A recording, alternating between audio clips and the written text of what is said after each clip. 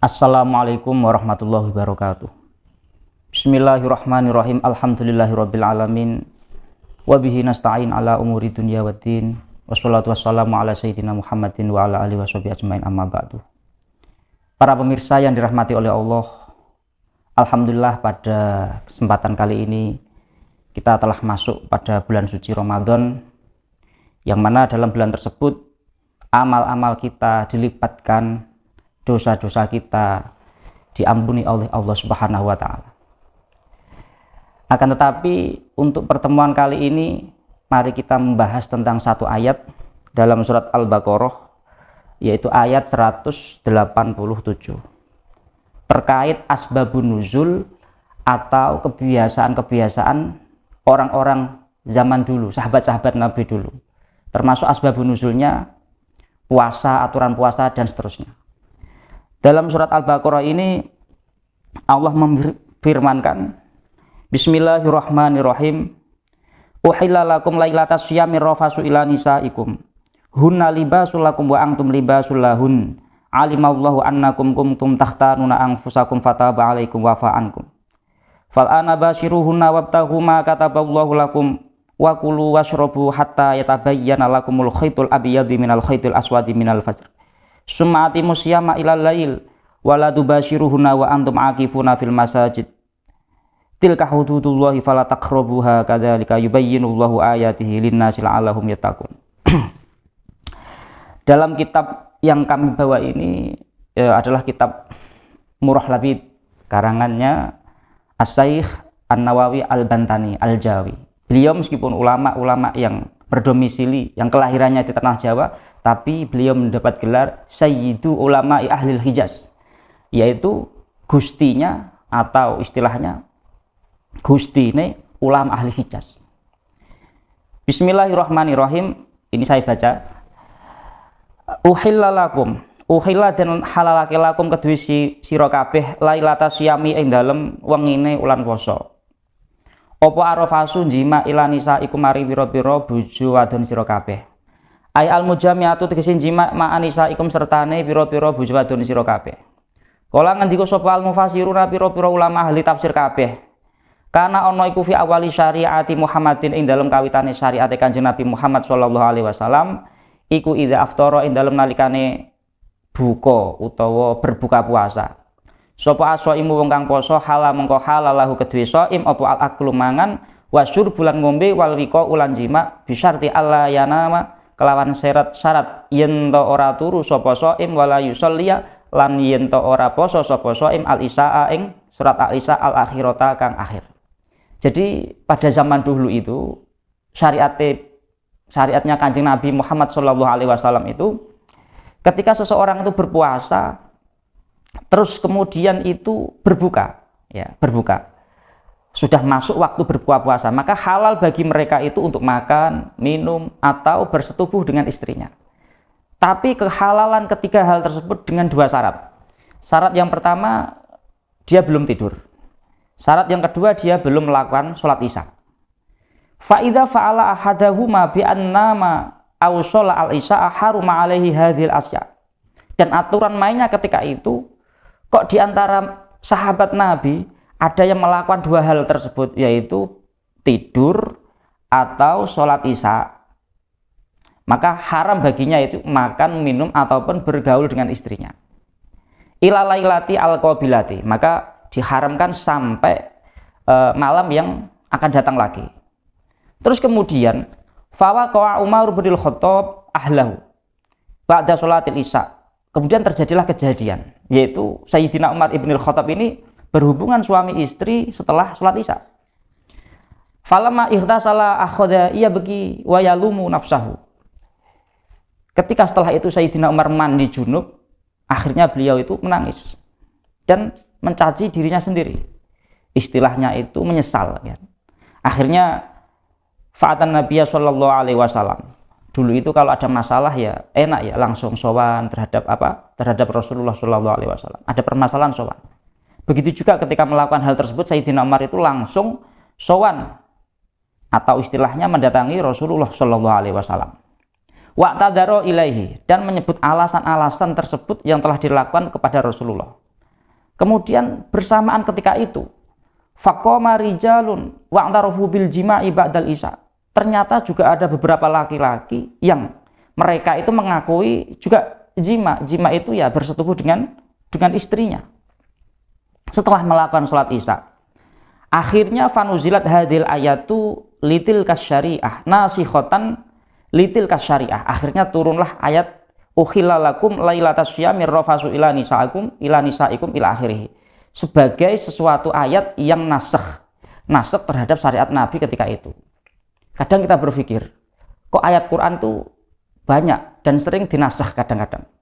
Termasuk ada ayat itu dulu yang persusuan itu ayatnya itu 10 persusuan, baru orang itu dianggap saudara persusuan. Kemudian dinasakh menjadi 5 persusuan. Sebenarnya banyak tudingan-tudingan terhadap kita bahwasanya Islam itu kok pelin-pelan. Ayatnya kok digonta-ganti, dulu seperti ini dan sekarang seperti itu. Kemudian dijawab oleh Al-Qur'an, amanan sahmin ayatin aw nunsiha na'ti bi khairin minha aw misliha. Tidaklah saya nasakh suatu ayat, kata Allah, kecuali itu mendatangkan hukum yang lebih baik. Untuk masalah nasakh ini dibahas panjang lebar dalam kitab-kitab usul fikih. Para pemirsa yang dirahmati oleh Allah, berkenaan dengan hal itu, ya berarti dulu itu memang puasa itu ya adatnya beda dengan sekarang. Nah, kita harus baca hal-hal tersebut supaya hasanah-hasanah kita itu semakin baik. Terus yang menarik lagi, sebenarnya puasa itu kalau kita lihat dari segi hikmahnya, ya puasa itu termasuk suatu hal yang membuat kita itu bisa sehat. Ya, Ramadan itu berasal dari bahasa Ramadan, yang artinya itu panas. Ibarat kita ada besi yang sudah masuk ke dalam bumi, sudah lama berkarat. Kita ambil besi tersebut, kemudian karat-karatnya atau tayang-tayangnya itu kita bakar sampai panas. Setelah itu kita hentakkan besi tersebut. Ketika hentakan itulah rontok. Karat-karat yang menempel pada besi itu rontok. Ini apa artinya? 11 bulan sebelum kita masuk bulan Ramadan itu, kita sudah melakukan banyak sekali dosa. Dosa mata, dosa telinga, dosa hidung, dosa bibir, dosa tangan. Semua sekujur tubuh kita, siapa yang tidak mengakui bahwasanya manusia itu adalah paling banyak memproduksi dosa. Tapi Allah memberi alat pelebur, yaitu puasa Ramadan. Sama ketika itu kita bulan Ramadan, sebulan full kita disuruh berpuasa, diwajibkan berpuasa. Seakan-akan tayang-tayang atau karat-karat yang ada pada diri kita tuh dibakar, dihentakkan, kemudian rontok. Insya Allah Syawal, ya Syawal itu kita sudah bersih lagi. Sehingga Syawal itu artinya bulan yang diartikan dalam segi naik dalam perbaikan. Ini puasa. Ini Syawal. Kemudian untuk memberi semangat kita untuk melakukan puasa, sebenarnya itu kalau kita melihat makhluk-makhluk Allah itu banyak sekali yang berpuasa.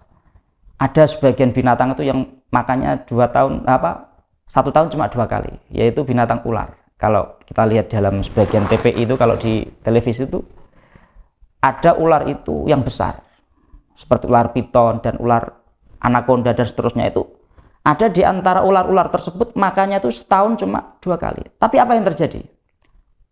Apa itu? Dia mempunyai bisa yang sangat tajam. Upasnya itu ngandi. Karena apa? Jarang makan. Sebenarnya makan itu sesuatu hal yang diperbolehkan. Ya harus diperbolehkan dalam, maksudnya seperti ini. Allah itu kalau dalam Quran itu berfirman itu kulu washrobu wala tusrifu innahu la yuhibbul musrifin. Wahai manusia, kata Allah, makanlah, kulu washrobu, minumlah. Tapi ada satu aturan, wala tusrifu, jangan berlebihan. Karena apa? Innahu la yuhibbul musrifin. Allah itu tidak mencintai, tidak menyukai orang-orang yang berlebihan. Makanya ada 6, termasuk ada 6 cara sehat ala Rasulullah SAW. Siapa sih yang enggak mendambakan kesehatan? Kadang kita itu selalu bertanya, banyak di antara kita itu sering sakit mungkin. Ya kalau kita bahas takdir ya takdir, tapi ada kiat-kiat untuk menjadi sehat. Termasuk ada 6 kesehatan ala Rasulullah SAW. 1, yaitu terkait makanan. Ya, makanan. Rasulullah itu cara makannya itu, beliau itu makan ketika lapar dan menyudahi sebelum terlalu kenyang. Dan ini sulit untuk kita tiru tuh, kadang-kadang sulit. Ya kita itu kadang-kadang ya belum lapar sudah makan, kalaupun sudah kenyang ada makanan ya tetap makan lagi. Ya enggak dosa, cuma memang kiat-kiat kalau kita ingin lebih sehat lah, insya Allah kita ikuti cara Rasulullah SAW. Termasuk Rasulullah itu kebiasaannya puasa Senin, Kemis, puasa ayamis sud dan ayamil bid. Ya ayamil bid itu tanggal 13, 14, 15 dalam setiap bulan di bulan Hijriah. Pertengahan bulan lah.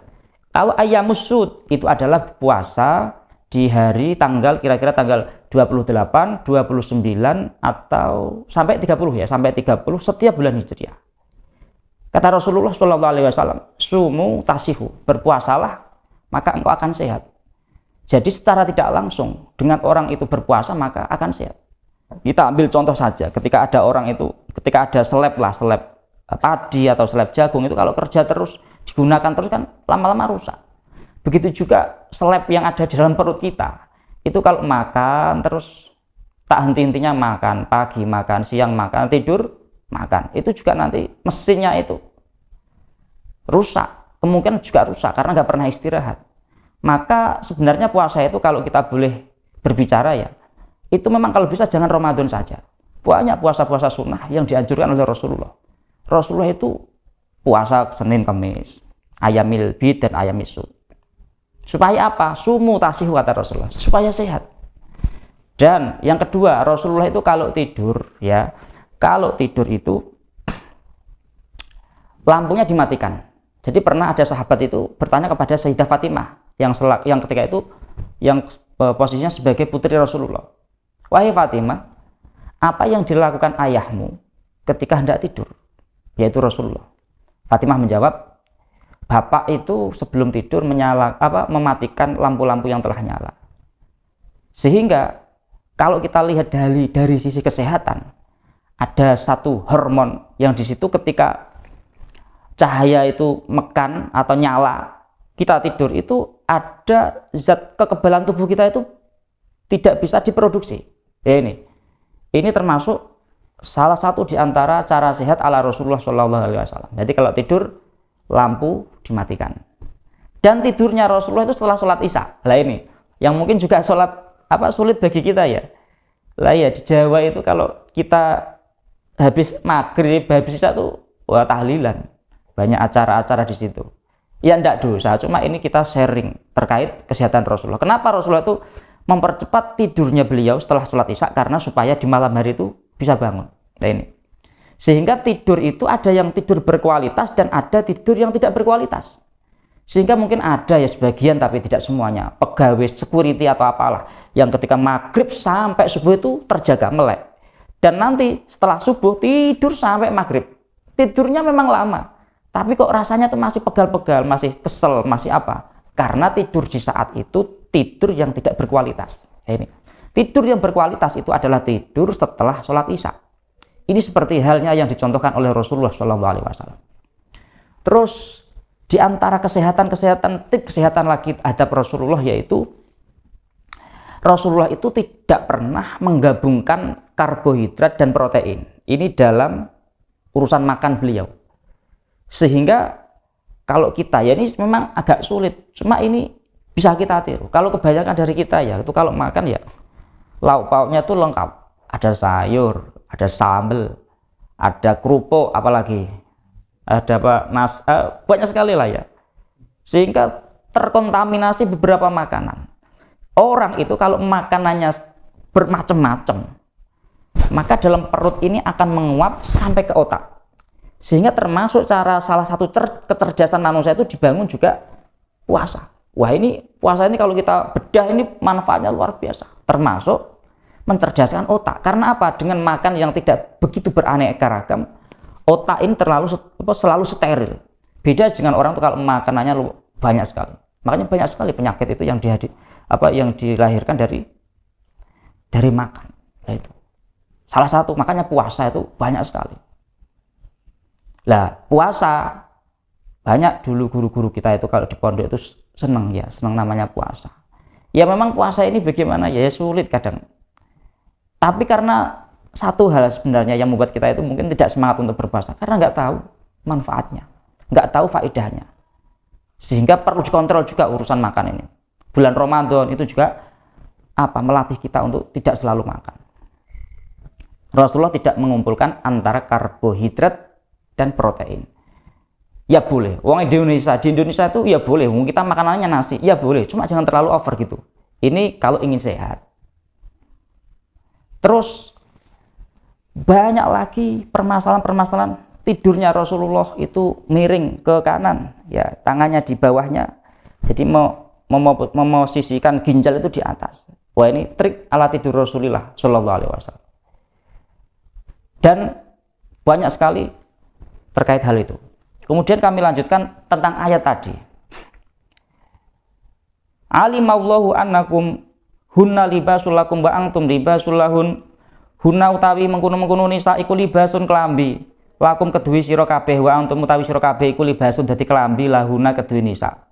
Allah mengistilahkan kita dengan istri kita itu, istrimu itu pakaianmu dan kamu pakaian bagi istri-istrimu.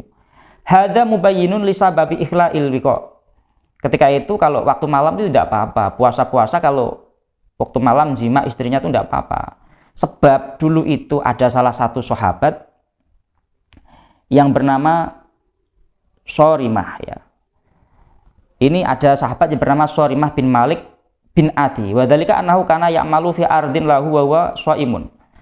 Dulu itu termasuk kenapa diturunkannya ayat hunna libasul lakum wa antum libasul lahun dan seterusnya itu, ada sahabat itu yang bernama Shorimah bin Malik bin Adi. Annahu kana ya'malu fi ardin lahu wa huwa shaimun. Dia itu bekerja istilahnya dalam keadaan berpuasa. Falama amsa raja'a ila ahli. Ketika sudah masuk waktu sore itu Shorimah bin Malik ini kembali kepada, maksudnya pulang menemui istrinya. Faqala hal indaka ta'amun, dan bertanya Shorimah ini. Faqala hal indaki ta'amun, wahai istriku, apakah kamu punya makanan? Faqalat la, tidak wahai Shorimah. Akhirnya apa? Wa akhadat tasna'u lahu ta'aman. Kemudian istrinya ini langsung bergegas membuat makanan. Fa akhadahu anna'um minat ta'ab. Karena Shorimah ini habis kerja saking capeknya, saking payahnya. Akhirnya apa? Akhirnya Shorimah ini tidur. Ketika tidur, fa'aiqadhahu fakariha. Istrinya ini membangunkan, tapi namanya tidur ya agak kurang enak gitu perasaannya. Siapa ini? Shorimah. Tidur-tidur kok ya dibangunkan gitu. Saking capeknya. Fa'aiqadhahu fakariha. Fakariha ayyakula khaufan minallah. Oh, maksudnya kariha ini napa niku? Apa itu? Shorimah ini tidak suka kalau makan khaufan minallah. Itu dulu belum ada kejelasan tentang syariat hal ini. Fa asbaha shaiman majhudan fi amalihi. Kemudian Shorimah ini tidur sampai pagi, akhirnya nggak mau makan karena takut kepada Allah. Akhirnya falam yantasifin naharu hatta husya alaihi. Besoknya ini sebelum kira-kira jam 12 lah, belum sampai itu, sampai semaput. Istilahnya itu saking apa istilahnya? Ngedrop lah istilahnya. Fala ma'afaqo. Nggawe aturan ya seperti ini. Aturan yang belum dijelaskan oleh Rasulullah. Fala ma'afaqo atan Nabiya sallallahu alaihi wasallam. Kemudian setelah tersadarkan dari tidurnya, siapa ini? Shorimah ini menemui Rasulullah sallallahu alaihi wasallam wa akhbarahu bima waqa'a fa anzalallahu hadhil ayah. Fa anzalallahu hadhil ayah. Ayatnya apa? Wa kulu washrabu hatta yatabayyana lakumul khaytul abyadu minal khaytil aswadi minal fajr. Summa atimmus siyama ilal lail. Summa atimmus siyama ilal lail. Wala tubashiruhunna wa antum aqifuna fil masajid. Tilka hududullahi fala taqrabuha kadzalika yubayyinullahu ayati lin-nasi la'allahum yattaqun. Ku cara gampangane iku apa istilahnya? Permudahnya gak apa-apa makan di malamnya bulan puasa. Ini hatta husya alaihi fala ma'afaqa Nabiya sallallahu alaihi wasallam wala tubashiruhunna dan seterusnya. Itulah kiranya yang dapat kami sampaikan terkait puasa Ramadan ya. Semoga kita diberi apa? Kesemangatan. Puasa itu satu, tadi faedahnya bisa mencerdaskan otak. Dua, bisa membuat kita itu sehat. Terus puasa itu juga membuat kita itu insya Allah doanya istijabah. Makanya itu, kalau kita ingin diberi apa yang telah kita inginkan, perbanyaklah puasa. Perbanyaklah puasa. Kalau kita menginginkan sesuatu hal yang mungkin berat, cobalah kita juga dengan puasa. Puasa Ramadan ataupun puasa-puasa yang lainnya. Dan puasa itu adalah termasuk dilakukan oleh agama-agama selain Islam juga. Kalau orang Hindu itu mengatakan puasa, itu dia mengadu kepada puasa kepercayaan mereka. Kalau kita melihat juga kupu-kupu itu sebelum menjadi kupu-kupu siap puasa, itu menjadi kepompong. Kalau orang Jawa mengatakan entung, haram itu ya dimakan. Kemarin viral itu 1 kilo 90.000 katanya, nggak boleh makan entung itu. Karena apa? Karena hasyarat. Terus puasa itu banyak, termasuk ayam. Itu ayam kalau mengeram atau ngengkermi telurnya itu juga puasa. Kira-kira 21 hari itu menahan, ya, untuk menjadikan hal yang istimewa. Al-imsak puasa itu secara bahasa al-imsak itu menahan. Menahan itu ya kalau kita ingin sesuatu hal itu menahan. Man taraka syai'an lillahi awadallahu khairan minhu. Barang siapa meninggalkan sesuatu demi Allah, karena membela Allah. Puasa itu kan enggak makan karena Allah, maka Allah akan menggantinya dengan sesuatu yang lebih baik. Kita sabar sejenak, mungkin mulai dari sahur sampai berbuka enggak makan, tapi setelah itu doa kita insya Allah direspon baik oleh Allah, keinginan kita disegerakan oleh Allah insya Allah. Maka dari itu kami mengajak untuk diri kami pribadi dan kepada pemirsa semua, semoga kita diberi hidayah, istilahnya melakukan hal yang beda lah. Tirakat poso kan jarang, ini jarang. Puasa ini jarang sekali. Yang mungkin suka dengan puasa itu jarang, karena nggak boleh makan, nggak boleh minum. Sampai Allah itu kalau bahas puasa itu pahalanya itu nggak dicatat oleh malaikat. Wah, anak ajibi, saya langsung. Nah, ini puasa. Kami pun berusaha untuk puasa, latihan, sama-sama latihan. Puasa sehingga memori kita itu ada kontrol lah, minimal ada kontrol untuk hal dalam makan, supaya makannya nggak terlalu over lah, nggak sampai obesitas lah kalau kita terlatih. Sekian dari kami, akhirul qouli wal afwa minkum, wassalamualaikum warahmatullahi wabarakatuh.